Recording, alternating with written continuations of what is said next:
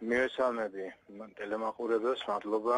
ძნელია აქედან იმის თქმა, მაშინ როდესაც არ აქვს კონკრეტული ინფორმაცია იმის თქმა, ეს მოვლენები რა დღეს ბათუმში ვითარდება არის პროვოცირებული და მართული თუ მართლაც სპონტანურად განვითარდა პოლიციის არასათანადო მოქმედების გამო. მაგრამ ნებისმიერ შემთხვევაში ცხადია, რომ როგორც ხედავთ, რეგიონში, აჭარაში დაგროვილია უკმაყოფილების დიდი მუხტი ხელისუფლების მიმართ, რამაც შესაძლებელი გახადა ესე მოკლე დროში, ესეთი მასშტაბური საპროტესტო აქციის წარმოშობა. მიუხედავად იმისა, ეს არის ინსპირირებული, ეს არის მართვადი და პროვოცირებული, თუ ეს სპონტანურად წარმოიშვა, ესე მოკლე დროში. მოსახლეობის ესეთი რაოდენობა, ესე ზაფხ პროტესტს, როდესაც გამოხატავს, აქ რა თქმა უნდა ხელისუფლების დიდი პრობლემაა.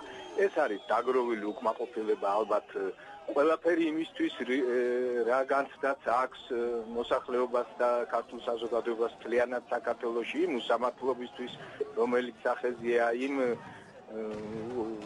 სხვადასხვა სფეროებში მხოლოდ რეგრესისთვის, რასაც ხედავთ სამწუხაროდ მიუხედავად კარგი დაპირებებისა ქართული ოცნების ხელისუფლების პროცესში და ამან გახადა შესაძლებელი. ეხლა რა გამოსავალია აქედან? რა უნდა მოხდეს? რა თქმა უნდა, პასუხისგებლობა არის ცენტრალურ ხელისუფლებაზე, როგორც ხედავთ, ადგილობრივი ხელისუფლების რესურსი, პოლიციის რესურსი არ არის საკმარისი აქ სიტუაციის განსამუხტად და ცენტრალურმა ხელისუფლებამ უნდა მიიღოს ძალიან სწრაფი, ეფექტური პოლიტიკური გადაწყვეტილებები აქ სიტუაციის განმუხტვისათვის, რომ არ მივიღოთ რეგიონალური მასშტაბის პრობლემა.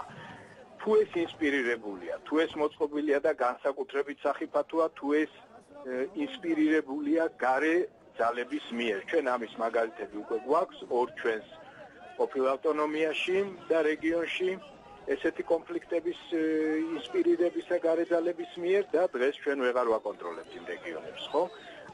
ეს მით უმეტეს დიდ პასუხისგებლობას აკისრებს ხელისუფლებას, ეს თუ გახდა შესაძლებელი ხელისუფლების უნიათობით თუ არ ვიცი კიდევ სხვა რითი, მაგრამ მისი პასუხისგებლობა სასტრაფო პოლიტიკური გადაწყვეტილებებით ჩაერიოს და განმოხტოს სიტუაცია, რათა არ გადაიზარდოს რეგიონალურ კონფლიქტში. პრობლემაში. დიდი მადლობა.